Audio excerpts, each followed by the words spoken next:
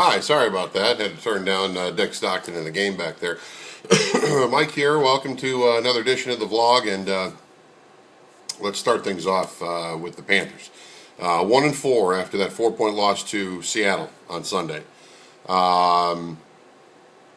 Just basically regurgitating what the players said afterwards. The offense was dreadful. The defense played great, and in the end, it all added up to a 4-point defeat. Panther offense scored 3 points. Special teams scored 2 points, and the defense scored 7. Actually, special teams scored, the 3 from the field goal. I mean, the offense, no touchdowns this week against Seattle. A good Seattle defense. Let's give them credit. That's a good defense over there. But I think that Carolina fought themselves out of the win. I'm quick to point out when guys do well.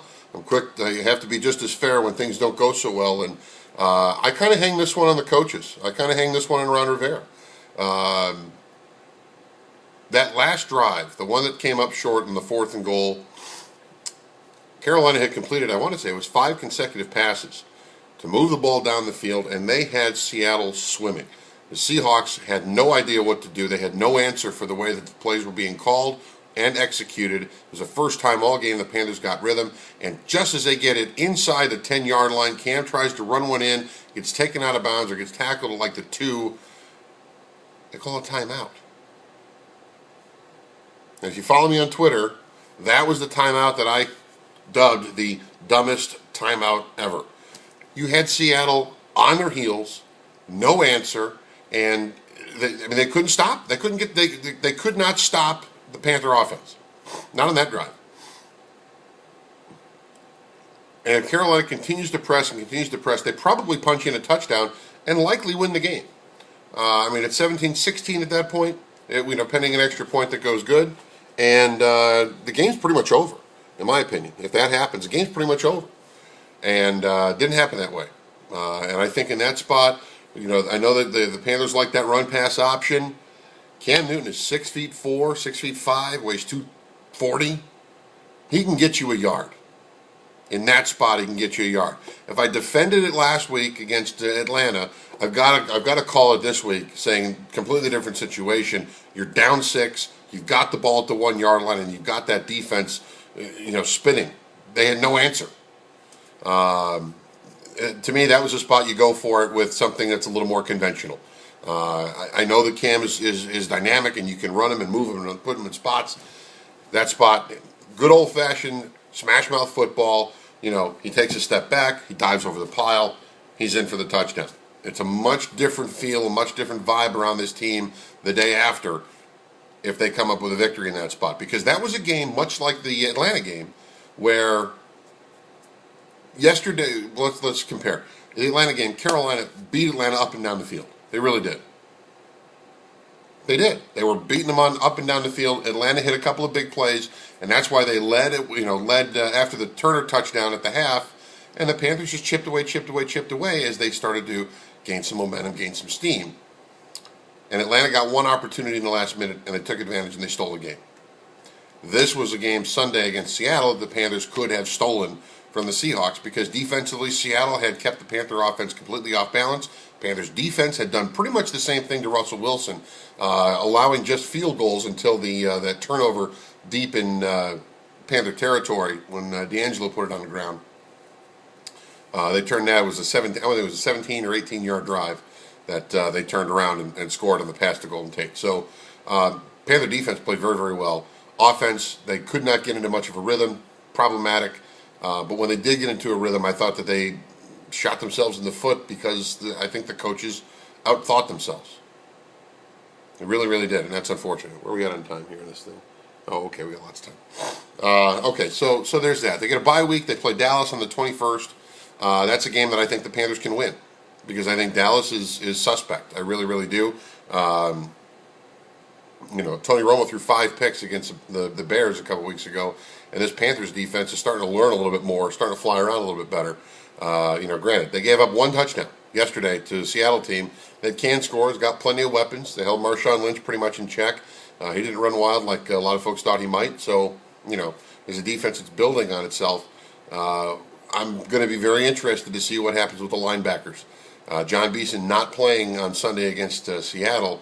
He got an extra week now to heal up, but Luke Kuechly looked very, very good in the middle.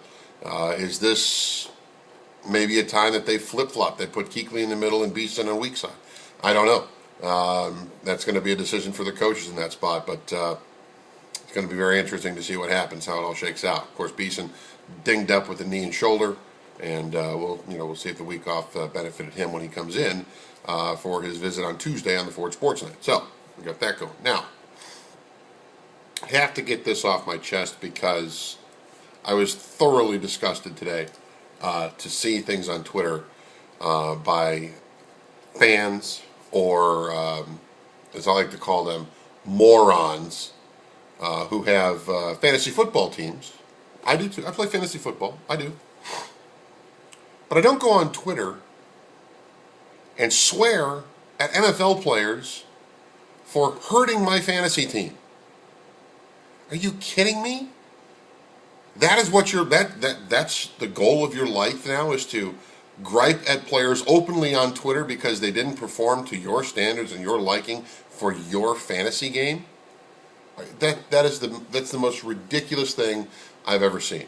Because these are the same clowns that, if they were in the same room with these players, wouldn't say a word to them. You wouldn't see, and you know who you are. You would not walk up to D'Angelo Williams and say the things that were written on Twitter, which I'm not going to repeat here because it's a family blog, but you wouldn't go up to him and start dropping F-bombs on the guy and thanking him for having such a bad game, because you wouldn't. Because you're a coward. Because you hide behind your keyboard and you think it's okay that you can go to Twitter, where you're 10 feet tall and bulletproof, and you can say and write anything you want to these guys. That's unfortunate. Those kind of people, I'll tell you what, and once again, this blog is my opinion and my opinion alone. Do me a favor, lean into the strike zone of life and take one for the team, okay? Because that's disgusting. And it's the same situation that the folks in Kansas City were dealing with. Fans in KC cheering Matt Castle when he got hurt in their game yesterday. Really? Is that who we are as a society? That's disgusting. Totally, thoroughly disgusting. So Panther fans, or whoever you guys were that were banging on D'Angelo on Twitter, grow up. Get a life. Get out of the house. Look around. Because if your life is revolving around fantasy football, you're doing it wrong. Okay? You're doing life wrong. So do us a favor. Get out of the house. Stop being that guy. Don't be that guy. Be better than that. And for the record, in my fantasy game, I played against Cam and D'Angelo. Okay? But on my roster, I had Jonathan Stewart and Steve Smith. And I'll be honest with you, I went into the locker room after the game and wasn't even thinking about fantasy football because it's irrelevant. Even if you play in a money league, it's irrelevant. Your hopes and desires and your dreams and your wishes don't mean anything to those players. Do you know why that is? Because they're playing the game for real. It's their life. It's their livelihood. Okay? It's what they do. Fantasy football is nothing more than a leisurely activity. It's fun. Keep it fun. Don't make it so serious. Okay? Appreciate it. Now, got that off my chest. I couldn't believe I read that today. I was dumbfounded. NASCAR coming to Charlotte this week. The Cup Series leaving behind Talladega. You went through. What a finish that was, huh? Tony Stewart ends up upside down, rolling around on cars as they're coming through turn 4. Most of the field gets wiped out in one wreck on the end. Dale Jr. coming out afterwards and saying, if that's the way they want us to race every week, I'd do something else. Yeah, plate racing has been under the microscope for a long time. This is nothing new. Checking the time. This is nothing new to happen at a super speedway where they slap the plates on the cars. I've never really liked the plates, but then again, it's safer because they're going slower.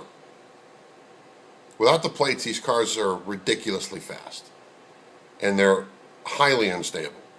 I've always been a proponent, though, of taking the plates off and letting the fast car win. You know, you just paid to go fast, but you get an incident where a car gets a little sideways, and the way they're designed now, they stay. You know, they may flip, but they don't soar. They don't leave the racing facility, and you could see that with a car going over 220, 230 on its own. And they can go that fast. Don't kid yourself. They can get around that quick. So, what can be done? I don't know. That's for someone with much more education and a much bigger brain than I possess to figure out. And it's unfortunate though that you see so many cars get twisted up and torn up. But that's the thing about Talladega and Daytona. Fans like to see that stuff. And Brad Keselowski told us last week that when you're wrecking those big packs, it's usually okay because you don't really get hit too hard because everybody's in that bunch and they just kind of wad up the cars and that's about it. Be a different story at Charlotte this week as the Cup Series comes into race number 5 at Chase, the Bank of America 500 on Saturday night. So that'll be pretty cool. We'll be at the track Thursday for qualifying action. And Thursday night, by the way, this Thursday, a late edition of the Ford Sports Night. Have debates going on leading into it. So Sports Night jumps back an hour to 11 p.m. And we'll be live at the racetrack for all the qualifying news and notes to get you caught up on what's going to be coming up on this weekend at the racetrack. So we got that going on Friday. We'll be live after the race. It's a watch and switch Saturday after the race. And you watch the end of the race, flip on over to News 14 Carolina, and we'll have a late edition of the Ford Sports Night to get you caught up with everything that happened in the race. We'll get here from the drivers that played roles and did their part in making race number 5 in the Chase what is likely going to be a pretty memorable one because I'm looking at the 24 car. I'm looking at you, Jeff Gordon. You're having a heck of a chase, say, for the Chicagoland race, and he might be ready to break through. He might be ready to break through this week. He might be, but we'll see. We'll see how he practices on Thursday and how he qualifies. But I mean, they're having a whale of a chase. Say for one bad finish, they would be right in the thick of this thing. So we'll once again we'll walk you up to the race on Saturday and get you caught up with all that. So for now, I'm going to check out of here, and that was just for you, Adam Butler. For now, I'm going to check out of here, and we'll come back and we'll give you another update later on in the week here on the blog. See you later.